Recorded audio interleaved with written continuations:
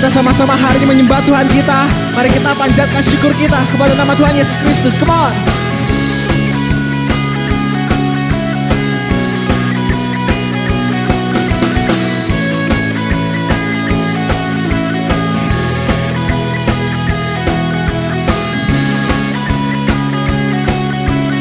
Mari kita sama-sama nyanyikan.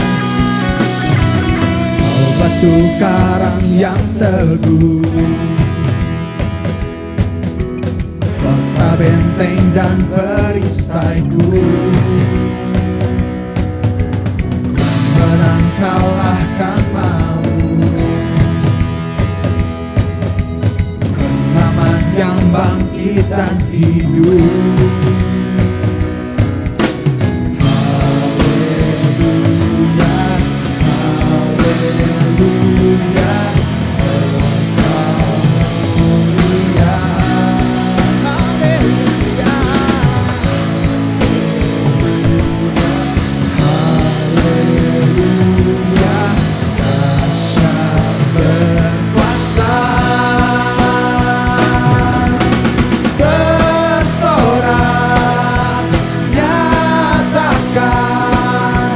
Yesus, Kaulah Tuhan, Kau Raja pemenang.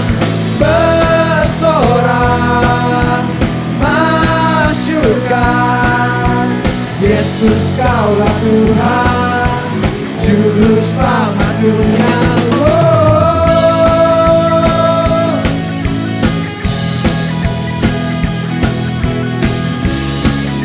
Mari kita bawa lagu ini sebagai pernyataan iman kita.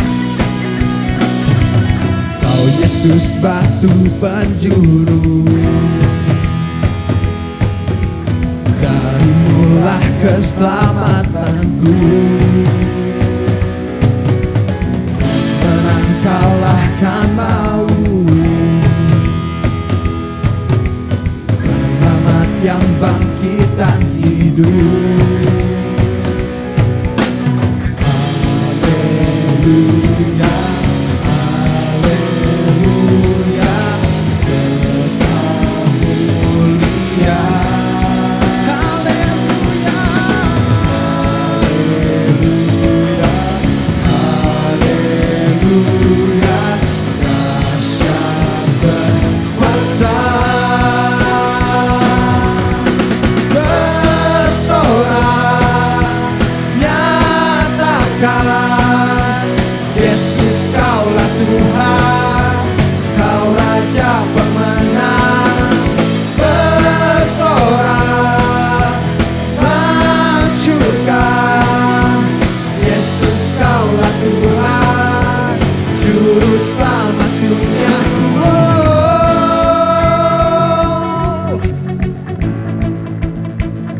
Yeah. Oh. Hari ini kami meninggikan nama-Mu Bapa. Thank you Jesus.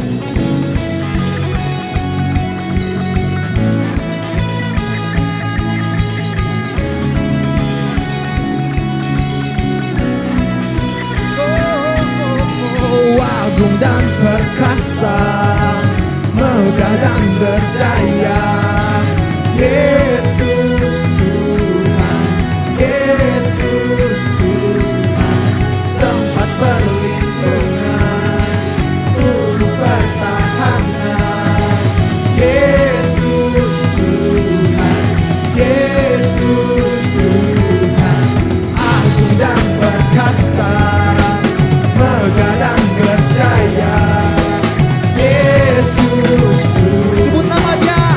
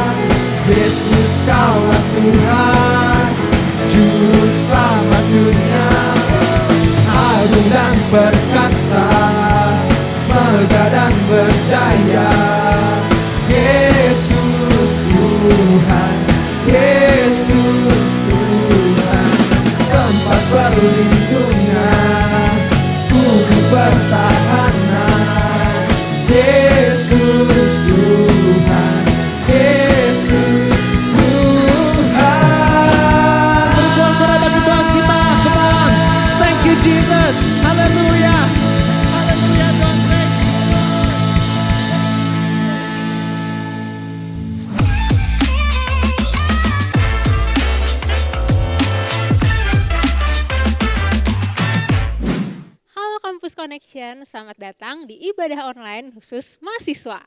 Selamat tahun baru 2025, Happy New Year guys. Tidak terasa, 1 tahun berjalan begitu cepat, kita berjumpa lagi di awal tahun ini. Saya berharap memasuki tahun 2025 ini, kehidupan kita selalu penuh dengan optimisme bahwa Tuhan sanggup untuk memberikan yang terbaik bagi kita di tahun ini. Dunia boleh bilang sebaliknya, tetapi rancangan Tuhan bagi kita selalu merupakan yang terbaik dan pemeliharaan Tuhan bagi umatnya selalu ada. Sebelum kita memulai pemberitaan firman Tuhan hari ini, mari bersama-sama kita berdoa terlebih dahulu. Tuhan, kami sungguh bersyukur atas tahun yang baru ini di mana kami masih diberikan kehidupan semua karena kebaikan-Mu. Hari ini Tuhan, di awal tahun ini kami mau belajar kembali menyerahkan hidup kami dan kami mau belajar mendengarkan firman-Mu. Tuhan yang bantu supaya kami bisa fokus selama beberapa waktu ke depan. Terima kasih, di dalam nama-Mu kami berdoa. Haleluya. Amin. Oprah Winfrey, seorang host presenter yang rasanya tidak ada orang yang tidak pernah mendengar namanya. Oprah saat ini memiliki kekayaan sekitar 2,5 miliar US dollar yang tercatat oleh majalah Forbes pada tahun 2022. Acaranya The Oprah Winfrey Show begitu terkenal dan tayang di TV selama kurang lebih 25 tahun. Siapa sangka seorang Oprah Winfrey pernah dipecat dari televisi tempat dia bekerja pada saat dia berusia 22 tahun dengan alasan kamu tidak cocok untuk di TV. Dalam sebuah wawancara, Oprah mengatakan bahwa pengalaman tersebut sangat mengguncang dirinya dan itu merupakan periode di mana dia bertumbuh dan belajar. Setelah itu, Oprah tidak berhenti hanya karena 1 kali dipecat, melainkan dia terus berkarya hingga saat ini semua orang dapat melihat kesuksesannya seorang Oprah Winfrey. Tidak semua orang yang pernah terpuruk atau mengalami hal buruk bisa bertahan dan bahkan bangkit di tengah-tengah kehidupannya. Hal inilah yang mampu untuk dilewati oleh Ruth dan Naomi yang kisahnya sudah sering kita dengar. Nah, jika kita mendengar tentang kisah Ruth di Alkitab, apa sih yang terlintas di pikiran kita? Bagi banyak orang, mungkin ini adalah kisah cinta yang luar biasa. Bagaimana Ruth dalam perjalanan kehidupannya bertemu dan menikahi Boaz. Dan ya, cerita itu memang ada, tapi hanya sebagian dari keseluruhan kisah nyata dalam kitab Ruth. Ruth adalah seorang wanita Moab yang tidak berhak atas janji-janji Allah, yang tidak memiliki akses untuk menjalin hubungan dengan Allah karena statusnya sebagai orang Moab. Dia adalah orang luar, orang buangan, orang asing yang dengan rencana misterius Allah, dengan kekuasaan dan kasih karunia Allah yang luar biasa, wanita Moab ini pada akhirnya menjadi ahli waris dari perjanjiannya. Moab pada masa itu adalah bangsa yang dianggap musuh oleh Israel. Orang-orang Moab sendiri berasal dari hubungan amoral antara ayah dengan anak perempuannya yang melahirkan anak laki-laki yang dinamai Moab, bapak orang-orang Moab. Apa yang membuat Ruth menjadi berbeda? Bahkan di Alkitab kita hanya tercatat 2 kitab yang memakai nama perempuan, yaitu kitab Ester dan Ruth. Mari teman-teman kita membaca Ruth pasal 1 ayat 12 sampai 17. Ruth pasal 1 ayat 12 sampai 17. Pulanglah anak-anakku, pergilah sebab sudah terlalu tua aku untuk bersuami. Ini kata Naomi ya teman-teman. Seandainya aku berpikir ada harapan bagiku untuk bersuami malam ini dan melahirkan anak laki-laki, bagaimana mungkin kamu menanti sampai mereka dewasa? Bagaimana mungkin kamu menolak untuk bersuami? Jangan demikian anak-anakku, hidupku jauh lebih pahit daripada hidupmu, sebab terhadap akulah tangan Tuhan dilayangkan. Mereka menangis lagi dengan suara keras. Orpa mencium mertuanya dan minta diri, tetapi Ruth ingin tetap bersamanya. Naomi berkata, lihat, iparmu sudah pulang kepada bangsanya dan ilahnya. Pulanglah mengikuti iparmu. Tetapi Rut berkata, jangan desak aku meninggalkan engkau untuk pulang dan tidak mengikutimu. Kemanapun engkau pergi, ke situ aku pergi. Di mana engkau bermalam, di situ aku bermalam. Bangsamulah bangsaku dan Allahmulah Allahku. Ayat 17, dimanapun engkau mati, di situ aku mati dan dikuburkan. Kiranya Tuhan menghukum aku dengan berat, bahkan lebih lagi, jikalau ada yang memisahkan aku dari engkau kecuali maut. Rut ini mungkin dipikir sama Naomi, aneh banget ya ini orang. Udah disuruh pulang ke kampung halamannya, gak mau. Dibilang, aku nih udah gak punya anak laki-laki lagi buat nikah sama kamu. Tapi tetap aja gak mau balik Rut ini. Mau ikut terus sama Naomi kemanapun dia pergi. Dan bahkan memilih untuk menjalin relasi dengan Allahnya Naomi di dalam kehidupannya. Sebab seperti yang tadi saya sampaikan di awal, bangsa Moab adalah bangsa yang disebutkan di Ulangan pasal 23 yang tidak boleh masuk jemaah Tuhan. Dan kalau kita perhatikan ayat yang baru kita baca, di ayat 15 Naomi berkata kalau Orpa sudah pulang kepada para allahnya yang ditulis dengan huruf kecil. Sementara sebaliknya di ayat 16 Rut dengan tegas menyatakan Allahmulah Allahku. Rut mengambil keputusan untuk meninggalkan para allahnya yang lama dan memilih untuk menyembah Allah Israel. Relasi dengan Tuhan ini yang juga ambil bagian dalam perjalanan kehidupan Rut. Apa yang bisa kita pelajari lewat relasi Rut dengan Tuhan? Yang pertama, Tuhan selalu punya cara untuk menyelesaikan masalah. Teman-teman, ada harapan bahkan di saat-saat paling rendah dalam hidup kita. Setelah pindah ke Moab bersama suami dan anak laki-lakinya, Naomi kehilangan suaminya dan menjadi janda. Hanya 10 tahun kemudian putranya pun meninggal. Tampaknya seluruh hidup Naomi hancur di tahun-tahun itu. Bahkan ketika dia kembali ke Bethlehem, ke tempat asalnya, dia mengeluarkan statement kayak gini teman-teman, ada di ayat 20 dan 21. Jangan panggil aku Naomi, panggil aku Mara sebab yang Maha Kuasa telah membuat hidupku pahit sekali. Dengan tangan penuh aku pergi tetapi Tuhan memulangkan aku dengan tangan kosong. Pasti sedih ya rasanya kehilangan suami, apalagi kehilangan juga 2 orang anaknya. Dan bagi Rut, dia juga kehilangan suaminya. Dalam pernikahannya pun dia belum dikaruniai anak. Dia meninggalkan keluarganya untuk pergi bersama Naomi kembali ke Bethlehem. Ketika kedua wanita ini tiba kembali di kota asal Naomi, mereka melarat dan hancur. Tak satu pun dari mereka tahu bagaimana mereka akan bertahan hidup. Tetapi di tengah rasa pahit, mereka tetap berpegang pada iman mereka dan bahkan kembali kepada komunitas orang percaya, sesama orang beriman. Mereka berpegang teguh pada keyakinan bahwa hari-hari yang lebih baik akan datang. Ketika hidup ada di ambang kehancuran, gak mudah untuk kita berharap. Bisa jadi sulit rasanya untuk kita memiliki iman.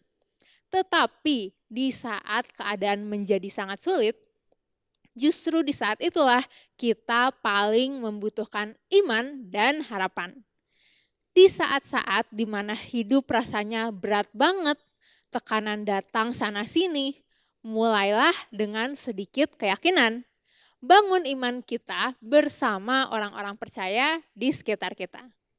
Ibrani 11 ayat 1 bilang bahwa iman adalah dasar dari segala sesuatu yang kita harapkan dan bukti dari segala sesuatu yang tidak kita lihat. Dan Pengkhotbah 4 ayat 12 bilang jika 1 orang dapat dikalahkan, 2 orang akan dapat bertahan. Pilihan 3 utas tali tak mudah diputuskan.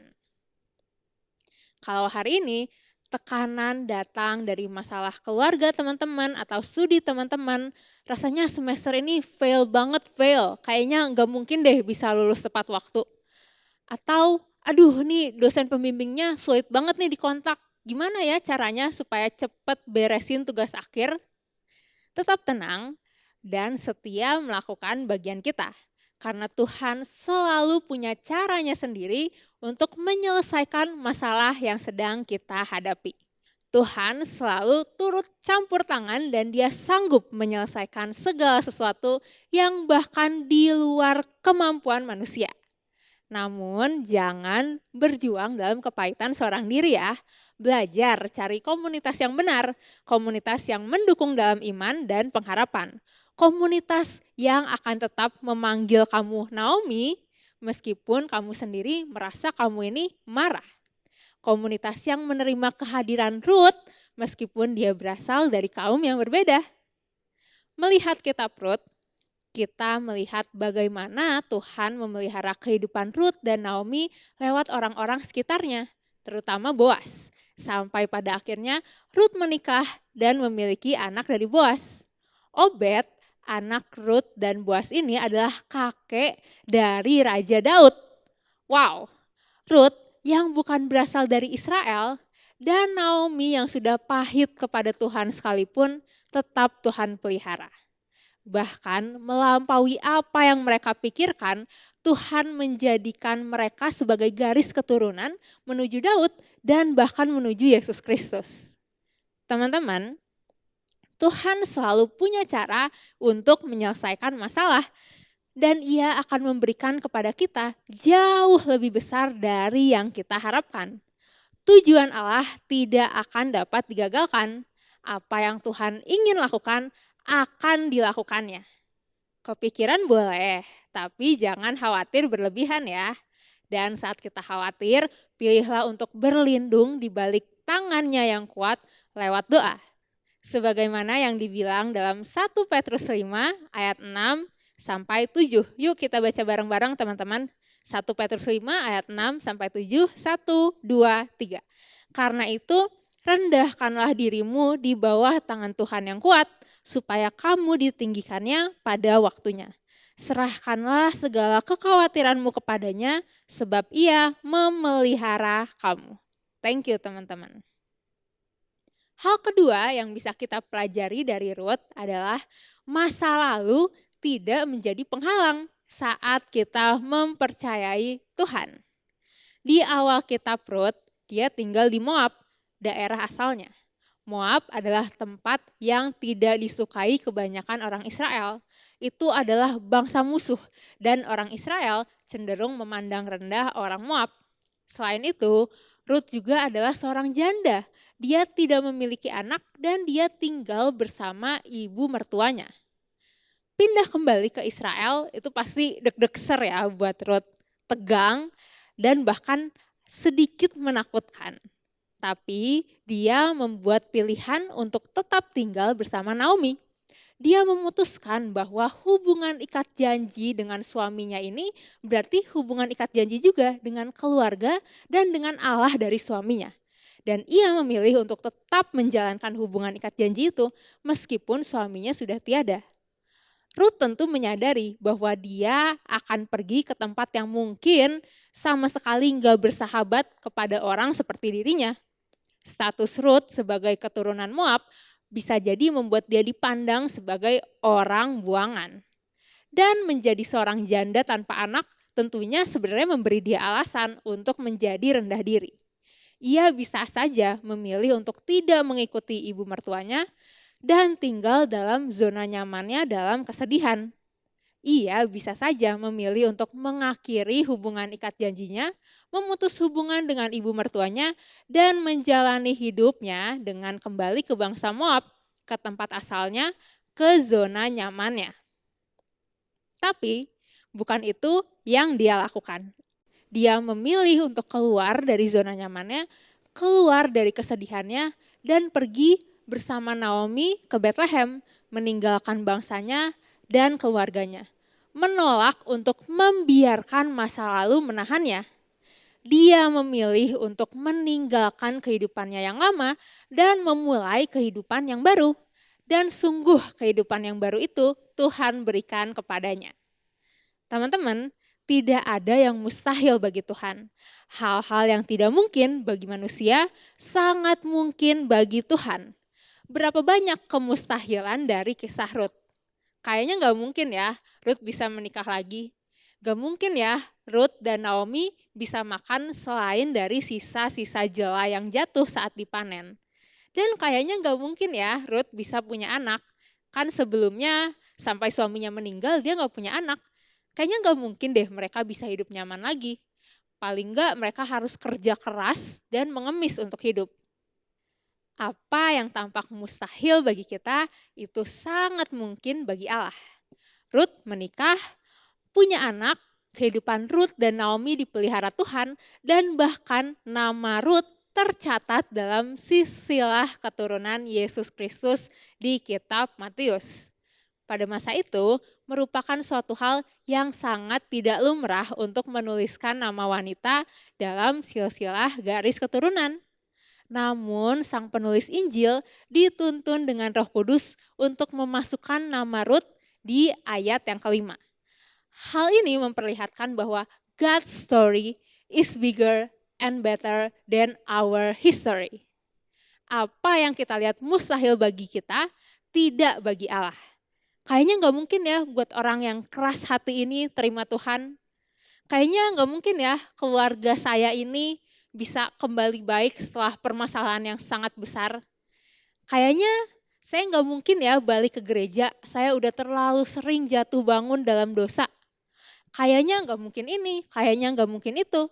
Teman-teman, apa yang mustahil bagi manusia sangat mungkin bagi Tuhan. Tidak ada yang mustahil bagi Dia. Jadi mari buang semua kekhawatiran, buang semua pengalaman dan pemikiran akan masa lalu kita, karena masa lalu kita tidak menentukan apa yang menjadi masa depan kita. Masa lalu kita bukan penghalang untuk Tuhan bekerja dalam kehidupan kita. Yang ketiga yang bisa kita pelajari dari kisah Rut adalah yang terbaik akan datang. Kita semua tahu bahwa pada kenyataannya jalan kehidupan ini memiliki banyak lubang, jalan memutar, perbukitan, lembah, penghalang, kemacetan, kemunduran, gangguan, rasa sial dan penyesalan, terowong yang gelap dan tidak menyenangkan, jalanan licin dengan badai dan terik matahari di sepanjang jalan. Saya rasa deskripsi ini adalah hal yang bisa menggambarkan pengalaman hidup Rut dan Naomi. Kehidupan kita pun sebagai orang Kristen bukanlah suatu garis lurus, melainkan perjalanan berliku bersama dengan Tuhan. Bukan seperti kita nyetir di jalan tol Jagorawi Jakarta, tapi lebih mirip jalur Cipanas Puncak. Hidup ini gak selalu indah dan tepat seperti apa yang kita ekspektasikan dan kita inginkan. Kita gak selalu bisa mendapatkan yang kita inginkan. Wajar aja, karena dunia kita ini pun sudah hancur akibat dosa dan keegoisan manusia. Masalah bisa terjadi karena keegoisan kita. Dan luka pun bisa terjadi karena keegoisan orang lain kepada kita. Orang-orang bisa ingkar janji terhadap kita, bahkan kita pun bisa ingkar janji juga. Ya, sekali lagi, hidup kita bukan jalan tol bebas hambatan yang lurus-lurus aja. Saya rasa Rut dan Naomi pun tidak akan pernah memimpikan berkat-berkat yang akan datang di tengah kesedihan yang mereka alami. Namun, komitmen mereka untuk tetap mengikuti Tuhanlah yang menjadikan timbul pengharapan. Mereka menanggapi permasalahan hidup dengan beriman kepada Allah, dan Dia membalikan segala sesuatunya. Putus asa menjadi sukacita, kehancuran menjadi berkat, pesimisme menjadi pujian, dan kepahitan menjadi keselamatan. Harus menjadi catatan, teman-teman, Kita mungkin banget mengalami masa di mana kita merasa kecewa sama Tuhan. Kita merasa nggak ngerti apa sih maksud Tuhan, dan kita merasa Tuhan nggak ada di pihak kita. Di saat tersebut, Tuhan gak mau kita fake it till we make it. Kita datang ke gereja, datang cell group, datang ibadah seolah-olah gak ada apa-apa. Tuhan mau kita jujur seperti Naomi yang jujur dengan perasaannya. Belajar terbuka kepada lingkungannya, kepada sesama orang percaya, dan tetap memilih untuk beriman kepadanya. Ketika kita menanggapi dengan iman, dengan hati yang penuh pengharapan kepada Allah, dengan menerima Yesus Kristus sebagai Tuhan dan Juru Selamat kita diberikan hidup yang kekal. Kita dilahirkan kembali, dihidupkan secara rohani. Kita diberi hidup baru, kita menjadi ciptaan yang sama sekali baru, kita diberi warisan, kita menjadi ahli waris bersama Kristus, dan kita diberi keluarga baru, kita disebut anak Allah. Saat ini saya nggak tahu teman-teman semua sedang ada di fase apa. Di tahun 2025 ini mungkin kamu mengawali dengan fase awal kehidupan Ruth. Atau kamu merasakan kepahitan seperti Naomi. Mungkin kamu sedang merasakan beratnya kesedihan, rasa sakit, atau sedang mengembara dalam hidup mencari tujuan dan perlindungan. Hari ini Tuhan lagi mau ajak kamu untuk kenal Dia dan mencari perlindungan di bawah sayapnya yang kuat. Belajar jujur kepada Tuhan, terbuka kepada komunitas, dan berjalan dalam iman. Bisa jadi kamu sedang ada di fase di mana sedang berjuang untuk mencari keselamatan bagi dirimu. Tuhan hadir dan siap menebus dosa-dosamu dan menyelamatkan hidupmu. Belajar jujur dan menerima Dia sebagai Tuhan dan Juru Selamat. Atau bahkan kamu mungkin sudah ada di fase bersukacita karena bisa merasakan kebaikan Tuhan dalam hidupmu. Jangan cepat puas dulu karena yang terbaik masih akan datang. Teruslah menjadi saksi Kristus dan belajar terbuka kepada komunitas. Ceritakan kebaikannya kepada komunitas dan kepada orang-orang di sekitarmu. Dalam segala keadaan, teruslah memegang iman dan percaya bahwa masa depanmu sungguh terjamin. Mari jalin relasi pribadi yang erat dengan Tuhan melalui disiplin rohani yang ada. Baca firman Tuhan, saat teduh, berdoa, memuji Tuhan, bersekutu dengan teman seiman, karena pada akhirnya relasi kita dengan Tuhan yang akan memampukan kita untuk menatap masa depan dengan penuh pengharapan. Mari teman-teman, kita menutup ibadah dalam doa.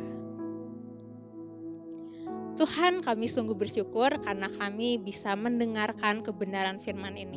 Terima kasih karena Engkau selalu ada bersama kami. Dan bantu kami Tuhan untuk terus percaya bahwa Engkau memelihara kehidupan kami di dalam segala keadaan.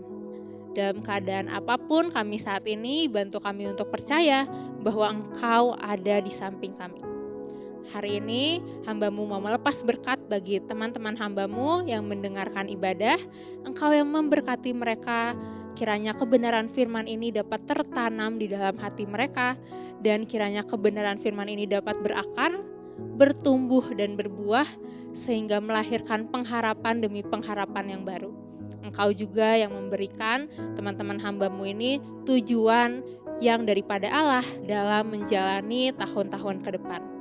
Kami sungguh menyerahkan kehidupan kami ke dalam tangan-Mu, dan setiap teman-teman yang percaya dan sudah menerima berkat, sama-sama kita bilang amin. Bagi teman-teman yang membutuhkan dukungan doa atau konseling lebih lanjut, teman-teman bisa scan QR yang ada di layar. Akan ada konselor yang siap untuk mendoakan dan mendengarkan cerita teman-teman sekalian. Tuhan memberkati.